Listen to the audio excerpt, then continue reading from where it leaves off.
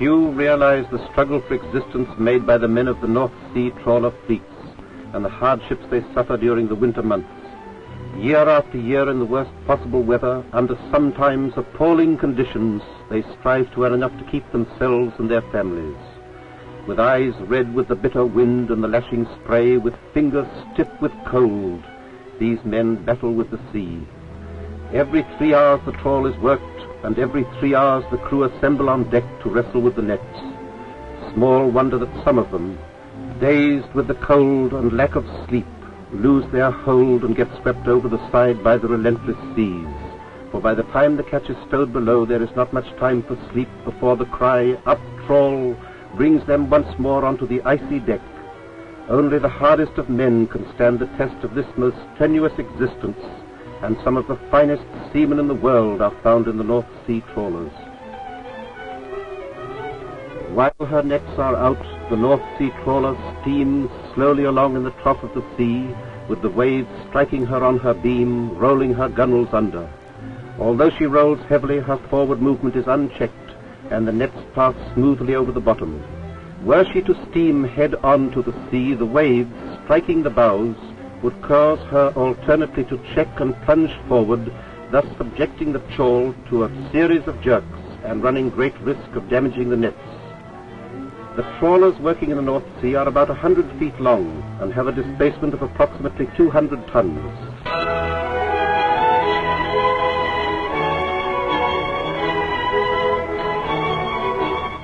Whilst the vessel is actually trawling, there is little activity to be seen on deck. Only the man at the wheel staring fixedly at the compass, and the watchman on deck seeing that the cables towing the trawl are running clear. But at the cry,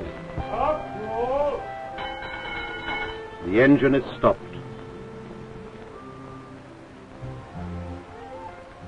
Down in the forecastle, the crew turn out of their bunks. So little time is there for consecutive hours of sleep that they seldom trouble to remove their clothes. Slipping on sea boots and oilskins is all the preparation they have to make.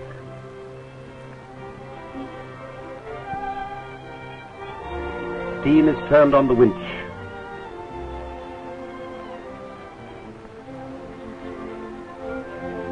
The crew begin to appear on deck.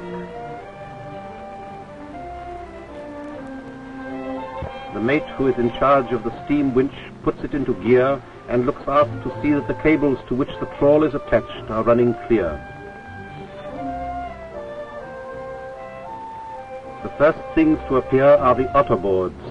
These are 2 large iron-bound boards which are attached to each end of the net to keep it open. They are so fixed that the forward movement through the water causes them to shear away from each other, thus keeping the net tight between them. These are suspended on a chain, and the wire is unshackled and transferred to cables attached to the net's extremities. The winch is set going again, and the net ends appear alongside.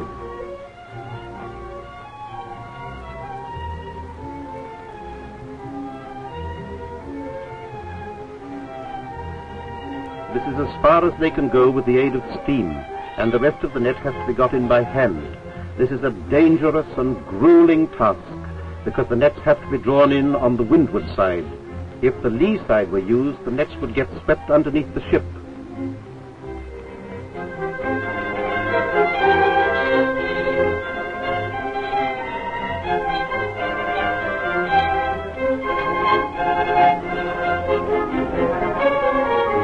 The apex of the net, known as the cod head, then comes alongside. This is too heavy to handle, so a line is attached to it and led through a pulley halfway up the foremast and thence to the winch. Steam is once more turned on, and the cod head swings aboard.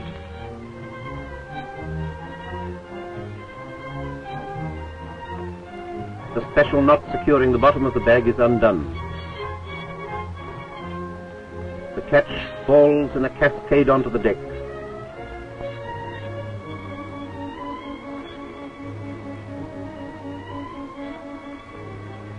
When all the fish have been taken out, the cod head is retied. This knot is always tied in the same manner and has to be carefully done.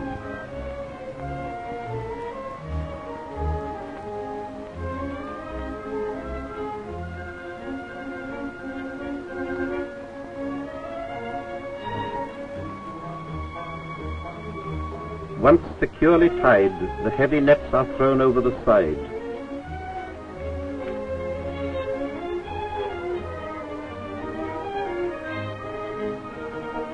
The otter boards are shackled on again and let go, and the cables once more run out as the crew starts sorting over the catch. The captain looks at the haul from his wheelhouse window. Not much good, he thinks. The weather is all wrong for fishing, and the catch is hardly worth the coal burned. Some haddock, some whiting and cod. And a few fine turbot, but that's about all. Curious things are often dragged up in the net. Tusks and teeth of prehistoric animals have been found, also pieces of ancient pottery. Strange-looking fish find their way into the net. This is a monkfish. The men wear no gloves, nor do they protect their hands in any way, and this often leads to poisoned fingers, as several types of fish are equipped with poisonous barbs.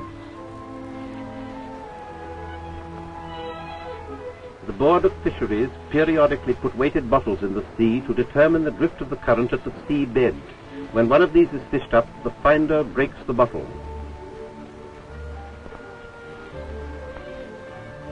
And fills in the enclosed card and collects the shilling reward if he thinks it worth the trouble. The gutting of the fish takes place as soon as they have been sorted out. No fish under 9 inches long is allowed to be sold. Years of practice have made the men quick at this work, and the fish are very rapidly dealt with.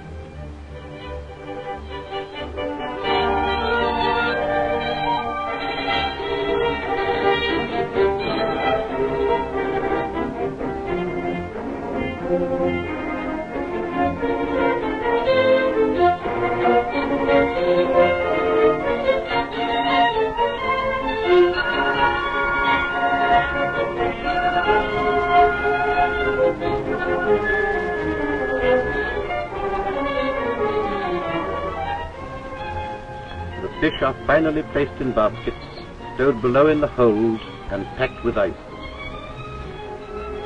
All the refuse is shoveled over the side, much to the delight of the gulls, who swoop down in hundreds, often grabbing it before it reaches the water.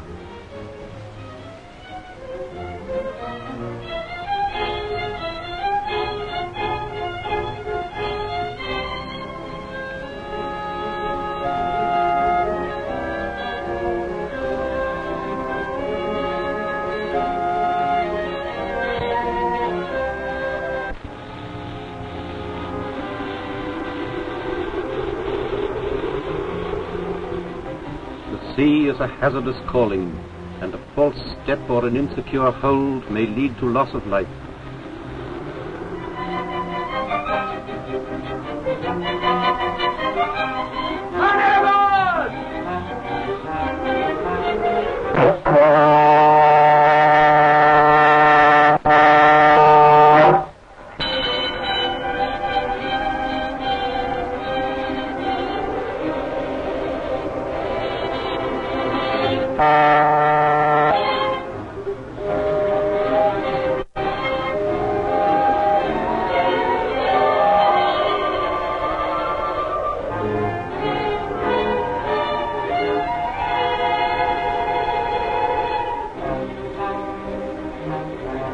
Rocket life-saving gear is used to throw a line over the men.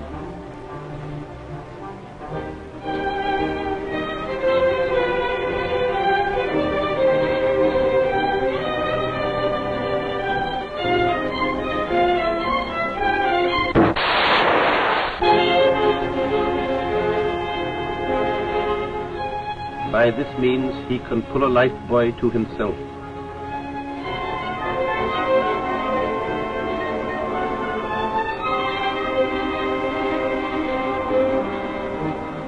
Another line is attached to the lifebuoy, by which he is drawn safely to the ship's side. Many lives have been saved with this apparatus.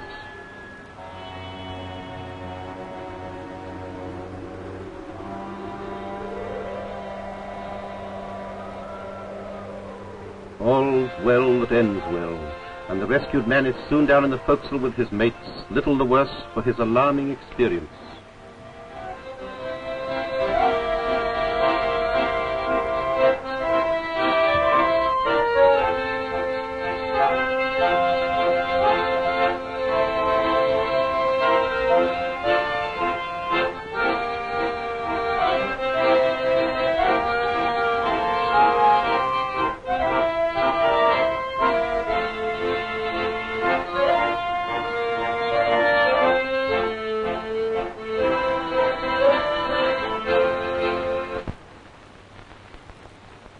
warning includes areas Humber and Dogger. Football. In the replayed semi-final of the Cup competition played at Manchester today, Sheffield Tuesday beat Birmingham Rovers by 5-1. That concludes the news bulletin. Before continuing our programme, there is one SOS message. Here it is. SOS for the steam trawler Dolphin number 262, at present fishing in the North Sea.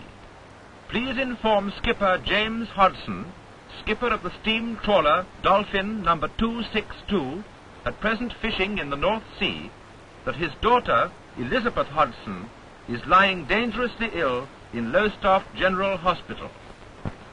Happily, his message is not for one of them, and as they have no wireless transmitter, they can be of no assistance. We who often hear a similar SOS in the comfort and security of our homes, little realize the helpless feelings of the fishermen, far from land in the grey waste of the North Sea, to whom this message means so much. The skipper, looking out of his wheelhouse, decides that as the hauls have been so bad, he will try other fishing grounds. He consults his echo-sounding gear, which tells him the depth of water under the ship, and he determines to shift nearer into the banks and rings on full ahead.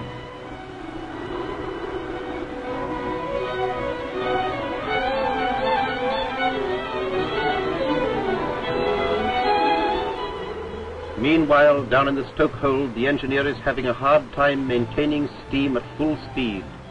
Single-handed, the task is no light one. The ship carries 2 engineers who work in 5-hour watches, each man doing duty as engineer and fireman as well. The fires need constant tending, and at the end of his watch the engineer is often physically exhausted.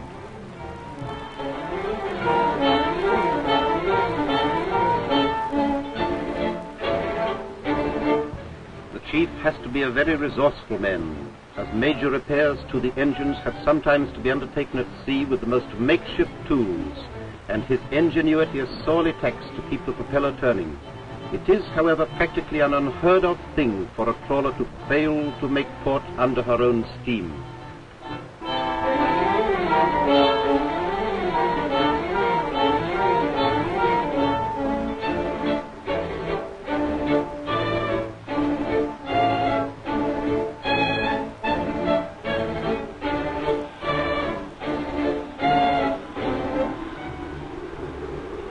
Meanwhile, the cook in the galley takes advantage of the comparative calm. He seizes the opportunity of trying out a new duff. It seems to be a great success and greatly appreciated. It is incredible what a variety of foods the cook can turn out. In the tiny galley where any shore-going cook would find difficulty even boiling a potato, he produces bread, pies, stews, duff, and even cakes. He also takes the helm in his spare time. Old Lucky seems to be an expert with the knife.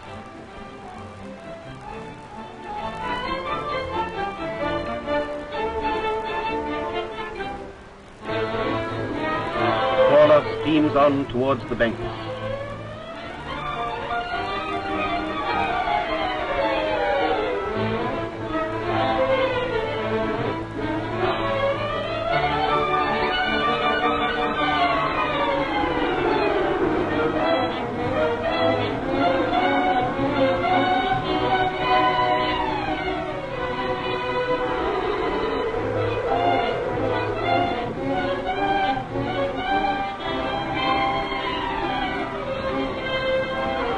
At last the new grounds are reached and the nets are shot.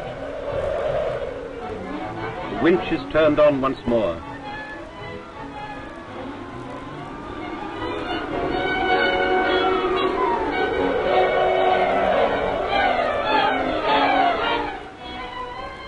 The decks are cleared for the first catch, which swings crazily on board, better this time, justifying the skipper's change of ground.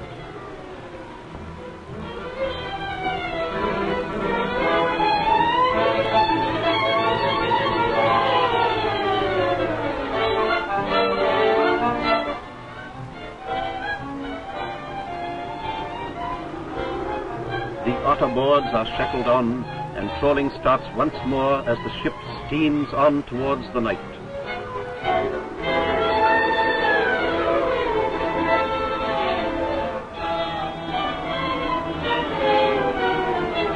Again the crew are turned out to man the nets. It is 2 o'clock in the morning, bitter cold and blowing a gale. With difficulty they handle the heavy gear. It is bad enough in daylight, but at night, lit only by acetylene flares, their task becomes many times more dangerous.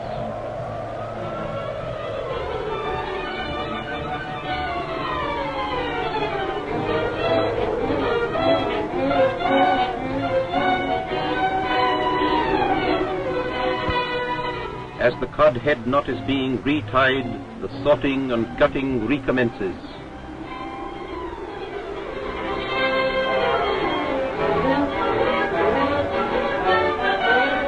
The net is put once again over the side.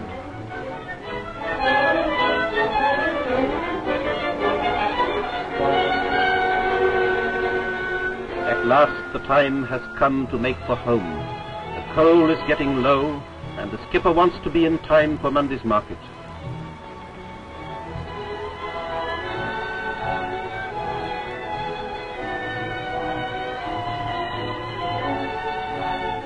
As the bows swing over to the westward, the vessel steams for home.